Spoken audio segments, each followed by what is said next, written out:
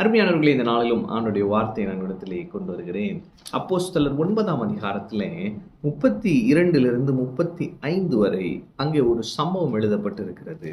துரிதமாய் நான் வாசிக்கிறேன். பேதுரு போய் எல்லோரையும் சந்தித்து வருகையில் அவன் லித்தா ஊரிலே குடியிருக்கிற பரிசுத்தவான்களிடத்திற்கு போனான். அங்கே 8 வருஷமாய் கட்டிலின் மேல் திமிர்வாதம் உள்ளவனாய் கிடந்த ஐனேயா என்னும் பேருள்ள ஒரு மனுஷனை கண்டான்.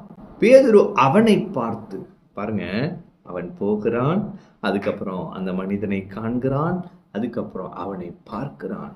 பார்த்து சொல்லுகிறான், ஐனேயாவே, இயேசு கிறிஸ்து உன்னை குணமாக்குகிறார், நீ எழுந்து உன் படுக்கையை நீயே போட்டுக்கொள் என்றான். உடனே அவன் எழுந்திருந்தான்.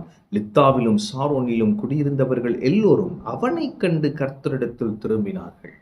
இன்னைக்கு நான் சொல்லுகிறேன், கர்த்தர் உங்க வாழ்க்கையிலே செய்ய போகிற பெரிய அற்புதத்தை கண்டு அநேகர் கர்த்தரிடத்திலே திரும்ப போகிறார்கள். உங்க சொந்த குடும்பத்திலேயே நிறைய ஆண்டவரை வெறுக்கிறவங்க இருக்கிறாங்களே, கிறிஸ்தவத்தை வெறுக்கிறவங்க இருக்கிறாங்களே, இயேசு உங்க வாழ்க்கையில செய்ய போகிற அற்புதத்தை கண்டு அவர்கள் தேவனிடத்திலே திரும்ப போகிறார்கள்.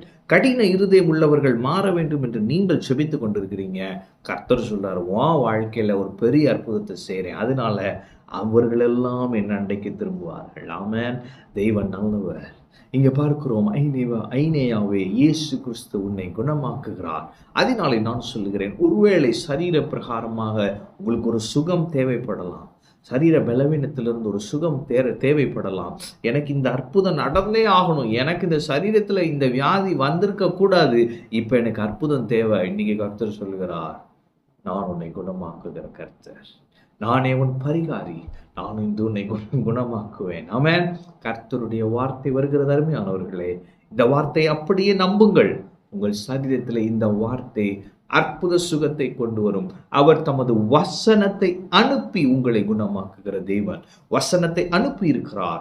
அந்த வசனத்தை ஏற்றுக்கொள்ளுங்கள், உங்கள் சரீரத்திலே ஆரோக்கியத்தை உணர்வீர்கள். இங்கே 8 வருஷமாய் கட்டிலின் மேல் அவன் கிடந்தானாம்.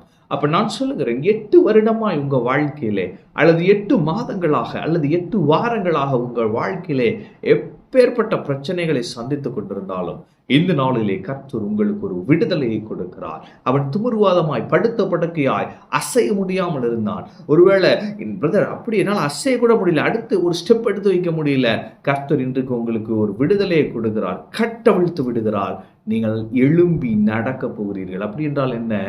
எதை செய்ய முடியாதோ இனிமேல் செஞ்சு பாருங்க, அது உங்களுக்கு வாய்க்கும். பிஸ்னஸ்ல அப்படி லாக்டப்பா இருக்கு, ஆனா ஆண்டவர் சொல்றாரு, நான் உன்னை குணமாக்கி விட்டேன், நீ எழுந்து காரியத்தை நடப்பி, நான் உன் கூட இருக்கிறேன்னு சொல்றார். ஆமென். அப்ப இன்னைக்கு கர்த்தர் உங்களை காண்கிற தேவனாய், உங்களை குணமாக்குகிற தேவனாய் வெளிப்படுகிறார்.